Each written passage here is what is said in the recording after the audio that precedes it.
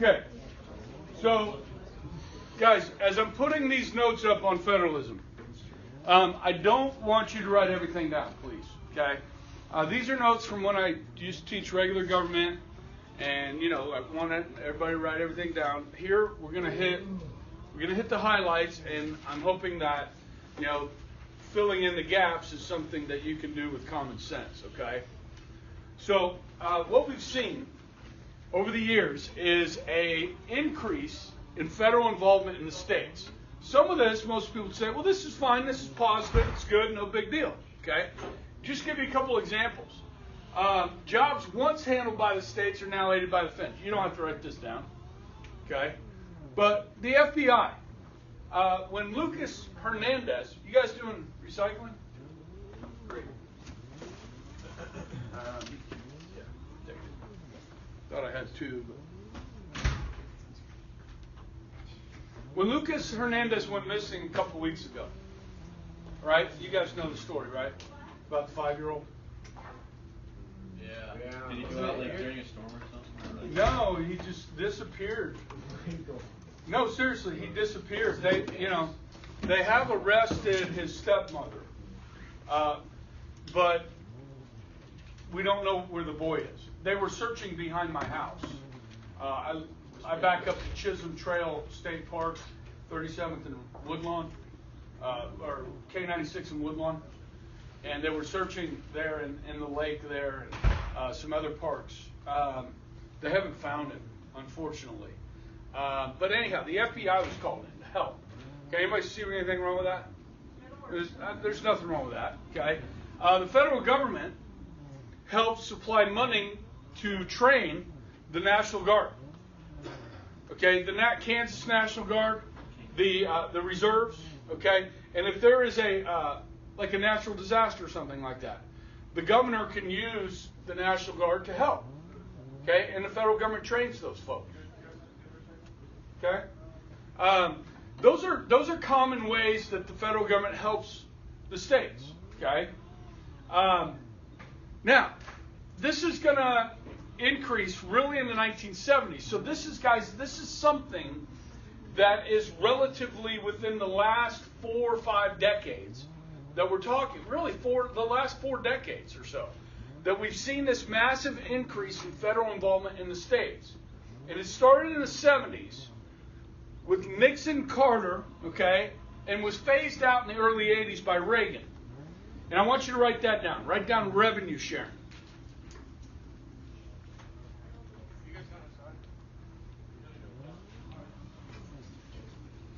Can you see that with the lights on?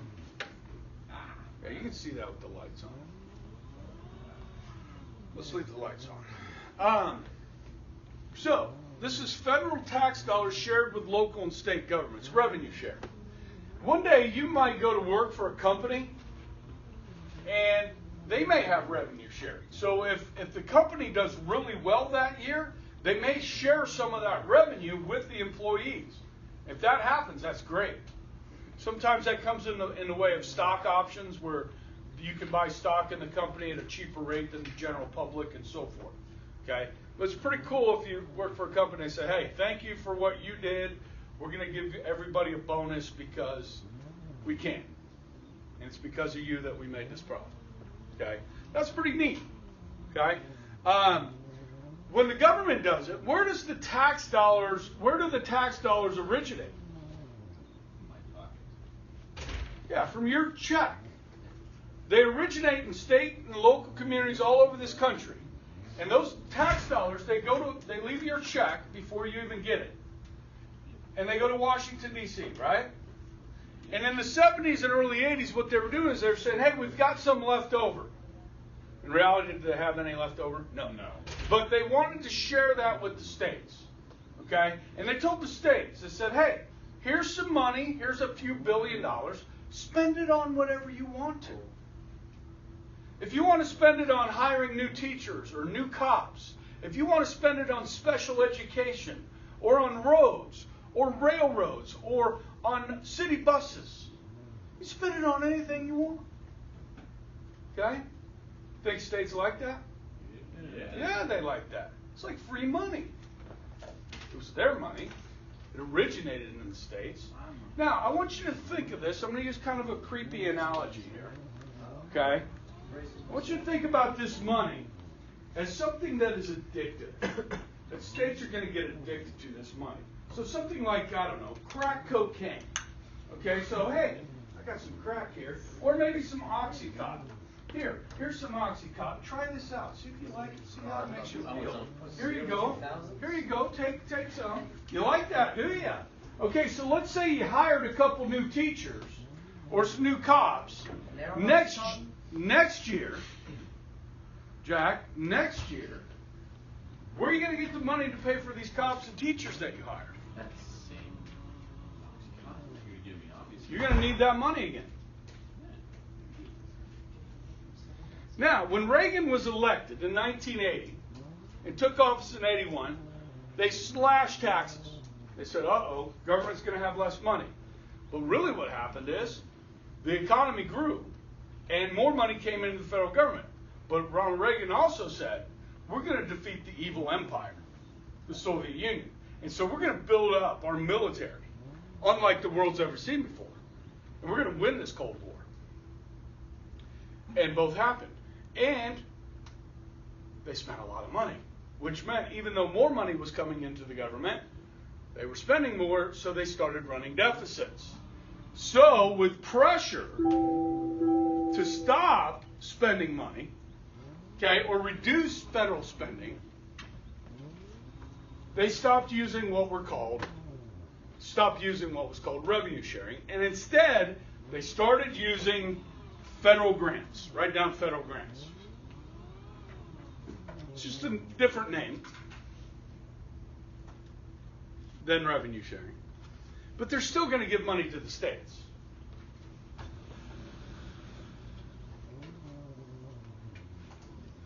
But now, they got you hooked. You need this money. You want this money. So now, in order to get the money, you're going to have to follow our rules to get the money. Strings attached, if you will. The carrot and the stick. Okay? Think I'm making this up? Yes, I think it's a bunch of movie. Sounds like. Bunch of propaganda. Yeah. I can make no sense. Okay? Government doesn't exist. You got to follow these federal rules and regulations. Okay? To get the money.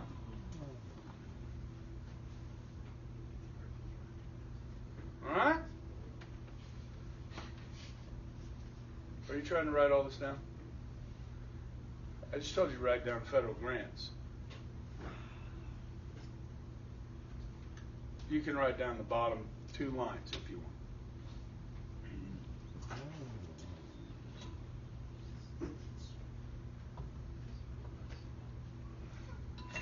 I know how you people are. It's on there, you want to write it down. It's a good character trait, but unnecessary at this point. Maryville, good? What can't you see? Is my podium in the way? Yeah. I'll just stand over here. A little farther, please. It's cute, Jess. All right.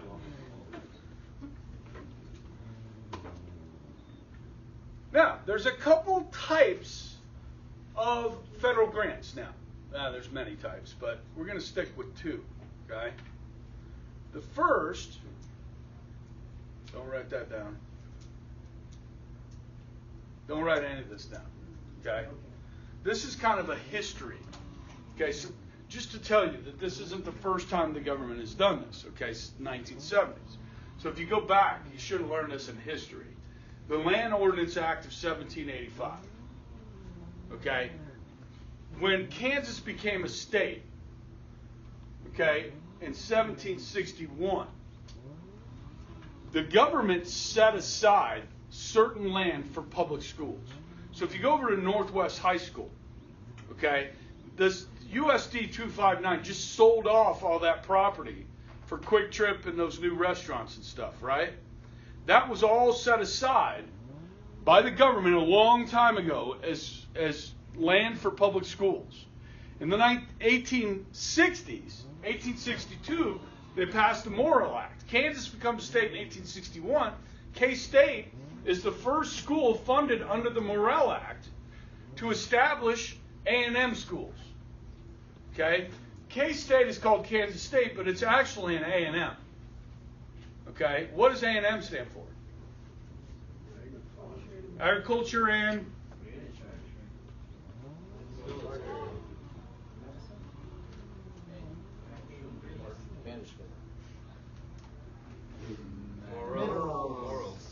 what is K-State known for?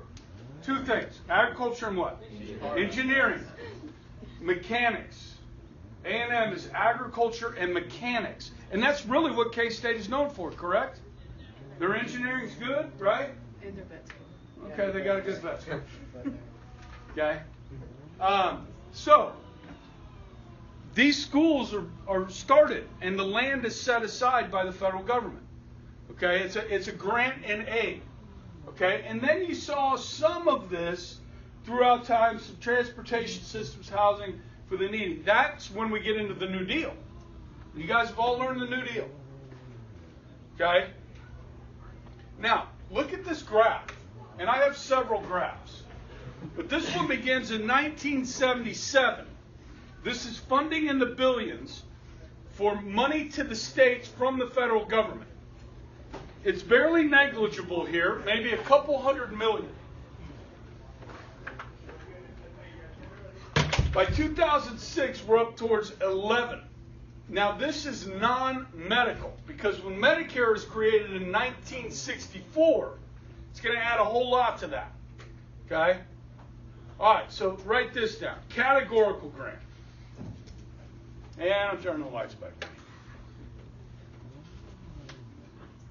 Why are we turning the lights? I don't know. Just keep them on. Just so I want to make sure you can see it when I put it up. One way or the other. All right. Specific activities. Categorical, very specific activities. So I have a couple examples here. Airports, unemployment compensation, natural disaster aid. Yeah, that's a little broad. That is a little broad. You could be a little more specific, like, Fighting federal. or how about for funding cyber crime against, finding cyber criminals, or community policing, a grant specifically for community policing. Okay, it's very specific. Okay, so what if your state and local doesn't need money for airports, and the federal government says we're going to give you a grant for airports? Build a new one. You can build a new one, but couldn't you use that money for something else, maybe? Mm-hmm. But the federal government thinks everybody needs to work on their airports. So you see kind of what could go wrong here. We have airports in places we don't need airports. We have two airports and one doesn't work. There's airports all over the place. There's out one in Benton. Wait, Harrison Ford goes to that one, doesn't he? There's Jabara. You got, Beechcraft has an airstrip. Raytheon has one. Come on, this is Wichita. So yes, the air capital. Okay. Now, generally, this is where, the devil's in the details here. Okay. The amount is based on the population of your state. So bigger states with more people are going to get more funding, as they should, because they're the ones providing more tax dollars. Okay? But here's the tricky part. Sometimes in order to get these categorical grants, states have to contribute their own funds to this. So let's say we don't need airports, and the money for airports, and the government says you have to take this money for airports. You're going to have to match 20% of what we give you from your state budget.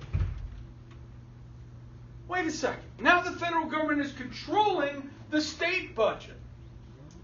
And in order to get this money, we're going to have to spend our own money on something we don't need. Are you following me on this? We have to take the money. No, you do not have to take the money. So there's an argument going on right now in the state of Kansas up at the state legislature as to whether we expand Medicaid or not. Under Obamacare, the quickest and easiest way to sign people up to get health insurance was get government health insurance called Medicaid for the poor. Now, Medicaid is a state/federally funded entity. So if you're going to expand Medicaid, you're going to get more federal money. But the state budget has to come up with more money too. And if you've looked at the Kansas budget over the last decade, how are we doing with that? Last year, though, we did a little better. Yeah. Actually, last month, revenues were $27 million higher than projected. 27 million higher. We're getting. Thank you, Governor Brownback. Oh, I don't know. Maybe an inside joke. It's an inside joke.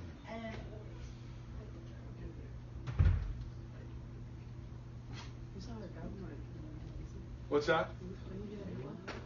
Yeah, Collier is our new governor. That's the joke, Mike. Yeah, when did Brownback implement the policy? 2012? Yeah, he's on his second term, or he was on his second term. So yeah. When did he do? The tax cut that he put in. Now they repealed that. Yeah. I think it's 2012. Yeah, probably. What was it called again? The tax cut? Yeah. Well, they cut taxes on small businesses. Yeah, he had a name for it, though. Yeah, Kansas investment, something in Kansas. I don't know. Write this down. Block grants. So you have categorical grants, now you have block grants. Okay? Instead of revenue sharing. These can be used in a more broadly defined area. Welfare, health, education, public transportation, anti-crime, youth activities.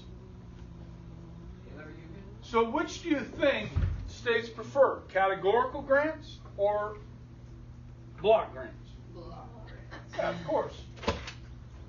And it's in the notes.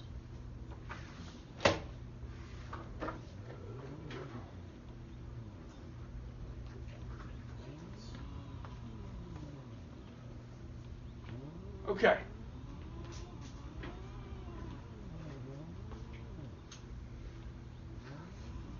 I'm going to show you some graphs here on the next couple slides.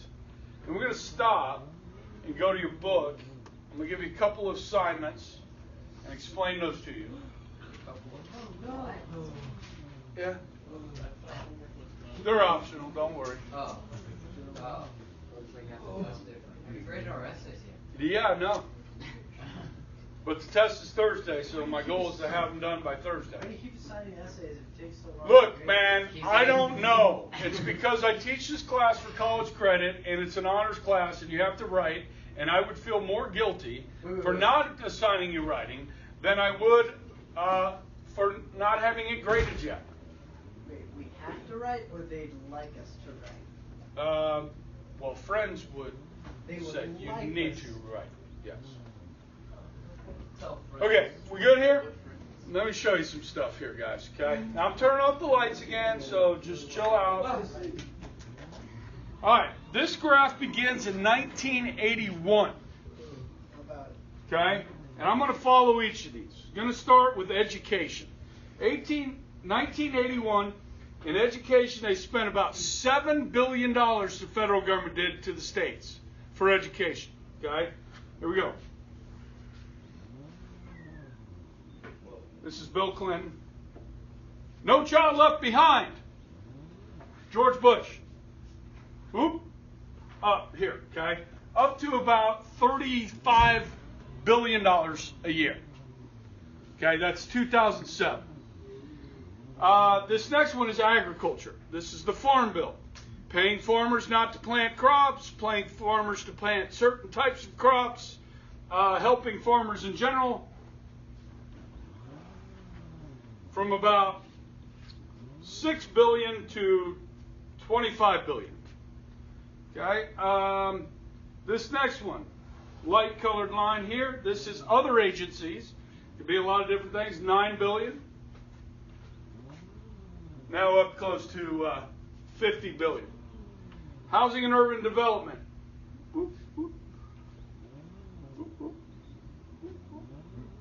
Okay? From about 12 billion to 48 billion. Transportation.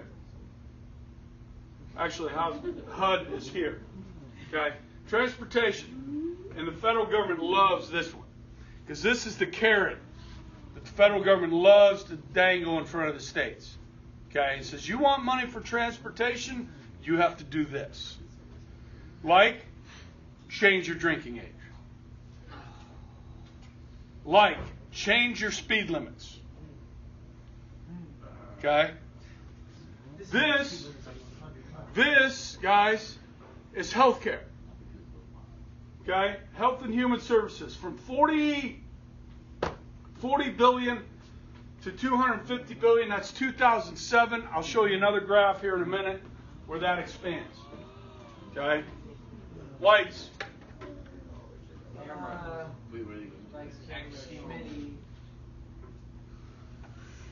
Now, this one goes back to 1941. Okay? So both non-health and health programs. Non-health, we did have some federal money going to the states. Remember the dole in the New Deal, where they said it's called the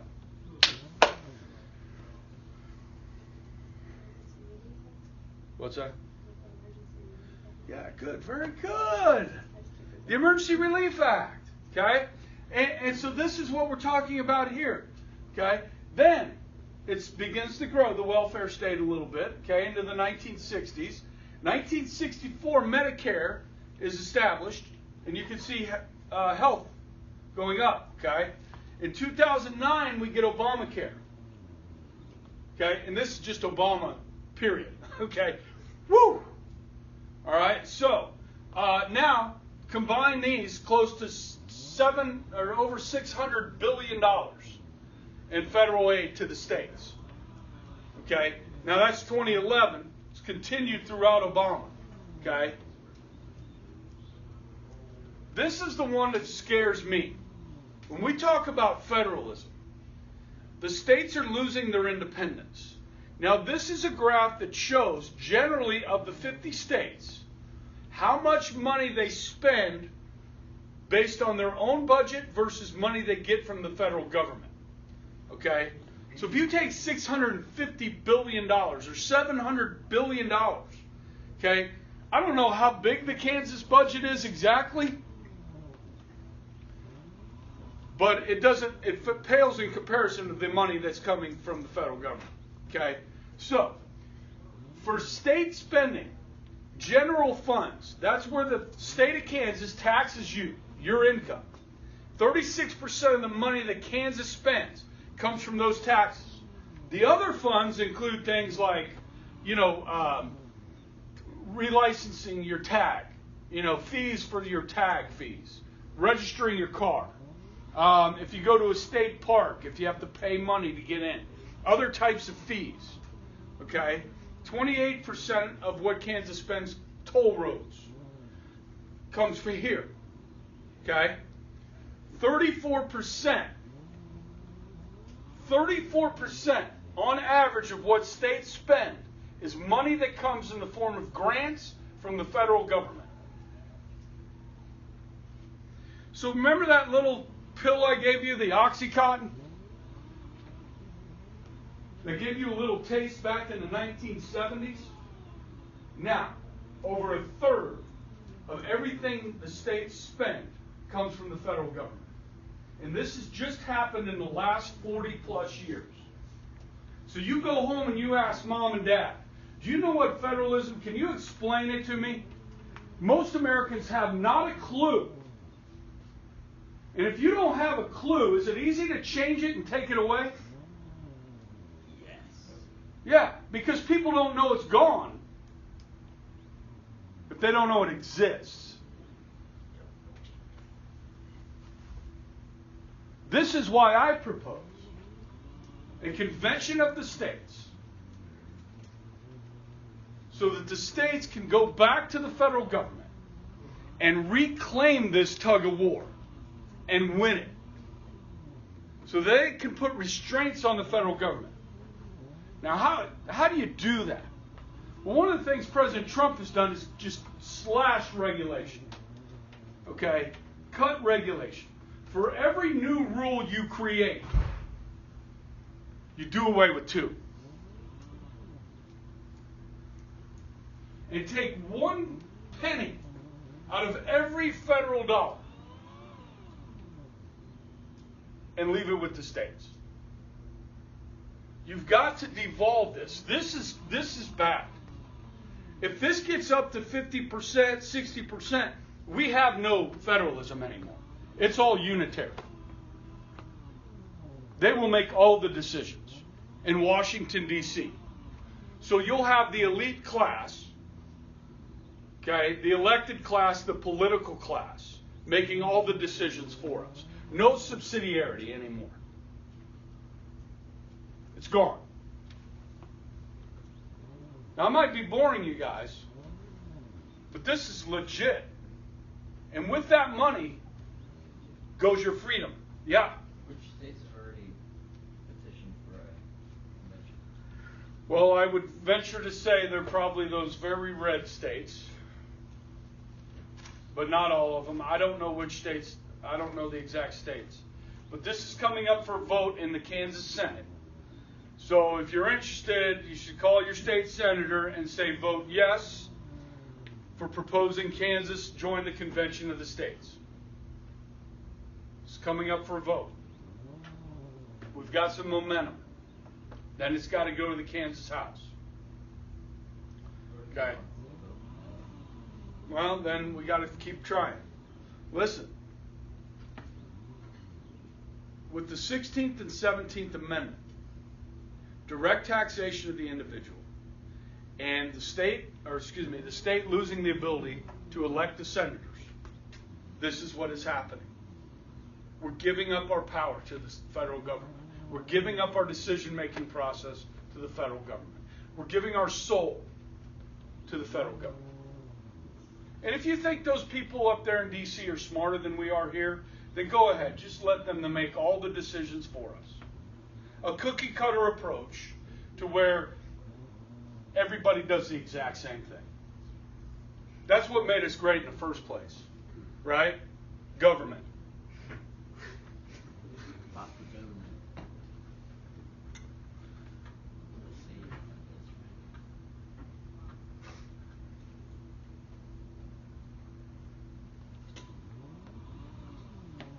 There it is. States can't survive on their own anymore. And when these states that are fiscally irresponsible and run up huge debt when it comes to pensions, we've talked about pensions in here, unfunded liabilities of billions of dollars that states have. Guess who's going to have to bail each other out? We, the people of Kansas, are going to have to bail Illinois out, bail California out, bail Alaska out. We're no longer sovereign as states. Okay? Now, I want you to turn to page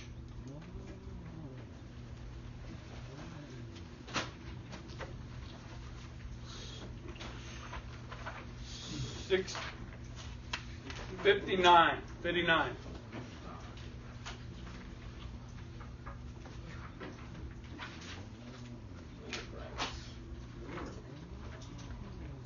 On page 59, there's an assignment for 27 points. Are you afraid of the test on Thursday? You should be afraid of the test on Thursday. This can help alleviate the pain of the test on Thursday. So you're telling us we're failing it? What's that? Are you telling us we're going to fail it? Yes, some of you will. Arkansas had a law forbidding women from voting in city elections right after women's suffrage. Whatever city that was. Hope. Hope, Arkansas did? Dude, Yeah. she That's where Clinton's from. That's where Mike Huckabee's from. Both from Hope, Arkansas. Wow. Yep. Kind of like Bob Dole's from Russell, Kansas, as was Arlen Specter, two U.S. senators. Bob Dole. Now, this is optional. Now, on the test, if any of you guys have looked at the review sheet, it says amendments, and then there's a 10 in parentheses. Okay, that means that 10 amendments are going to appear on the test. Which 10? You don't know. All 10 of them. No, I didn't say Bill of Rights. I said amendments. There's 27 of them. All 10 of them. No. But 10 will appear. Now, this homework is harder than what's on the test. What's on the test is going to look like that sheet of paper you have that has all 27 amendments on it. So the test will say the blank amendment did this, and you put in the number on the test. You say the Second Amendment, or the 10th Amendment, or the 22nd Amendment. Does that make sense? Yes. Do you have any hard copies of your city guide? Not on me. Check. They're on Edmodo, though. If you look at page 60, we're about to go over this. Okay? Page 61, there's an assignment. We're at 15 points. Where you will be able to get the information on page 60 and the top of 61 to do the assignment on the bottom of page 61.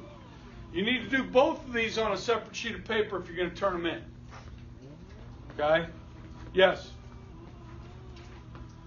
Oh, Wednesday we're going to go over what the test looks like.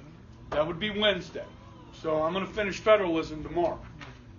And then we're done. But we are on Wednesday going to go over. Wednesday will be a review day. Yes. Will we, I would start studying now.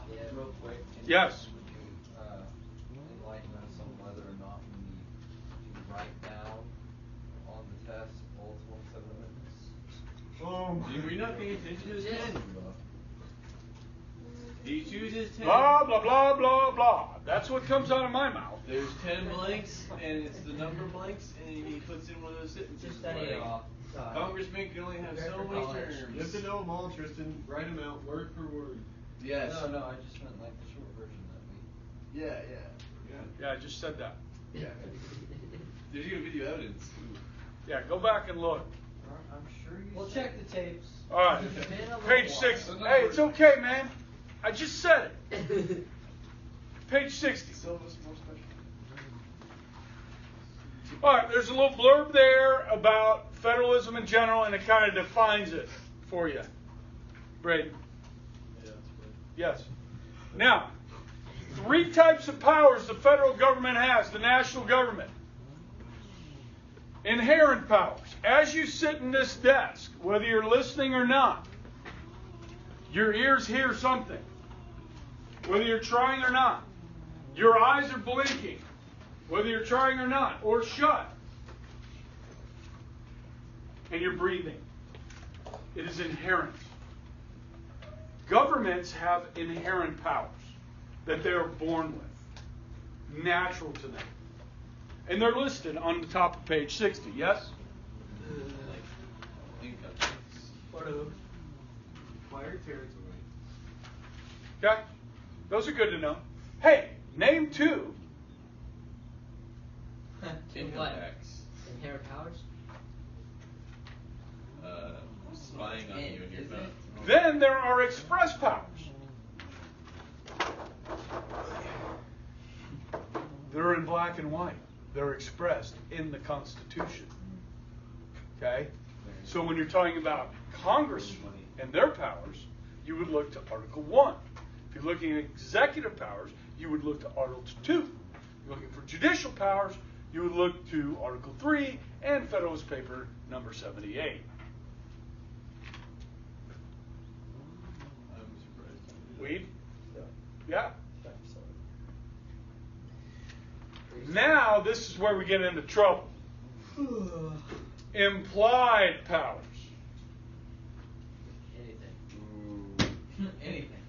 there's a clause in the Constitution called the Necessary and Proper Clause. It reads, to make all laws which shall be necessary and proper for carrying into execution the foregoing powers and all the other powers vested by this Constitution in the government of the United States or in any department or officer thereof. What does that mean?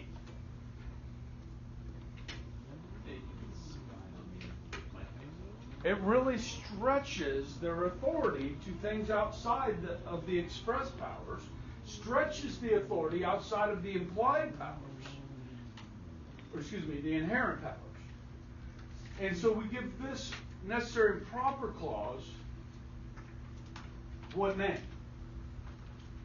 The Stretch. what is that made out of? Elastic clause. Elastic, like in your underwear or your socks.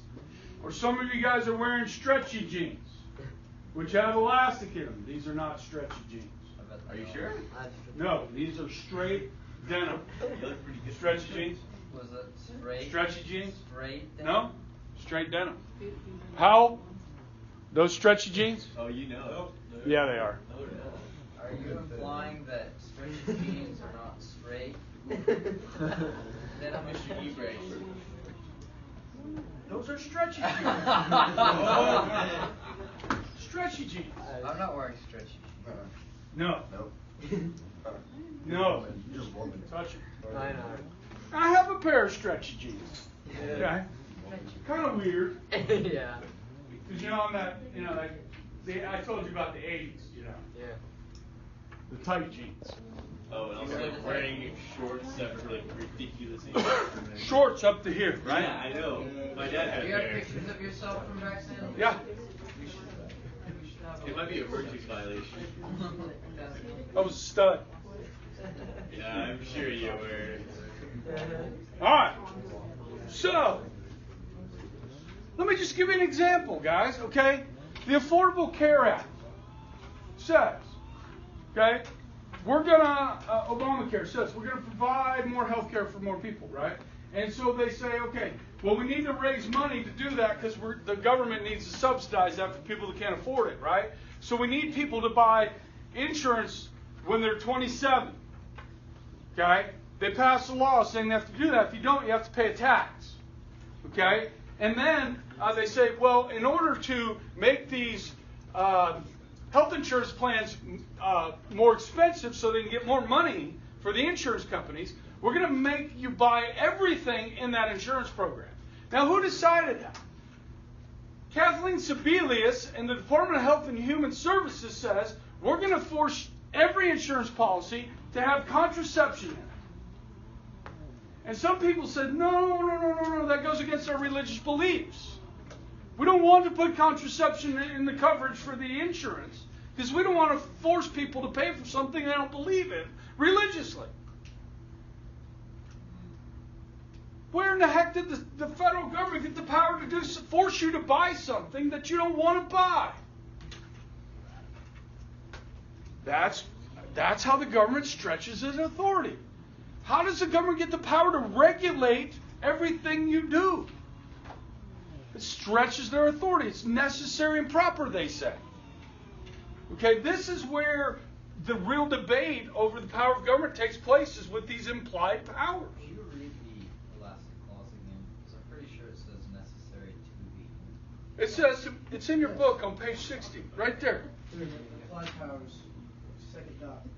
Then, Shall be necessary. the framers of the Constitution felt it necessary to say, hey, look, here's some powers you don't have. Okay? Which is good. Article 1, Section 9 says Congress the power to suspend habeas corpus, to pass ex post facto laws. You guys know what ex post facto laws are? No. Retroactive. So, if it is illegal, or it's legal to smoke cigarettes today, and they pass a law saying you can't smoke cigarettes anymore in this country, they can't arrest you for smoking cigarettes yesterday.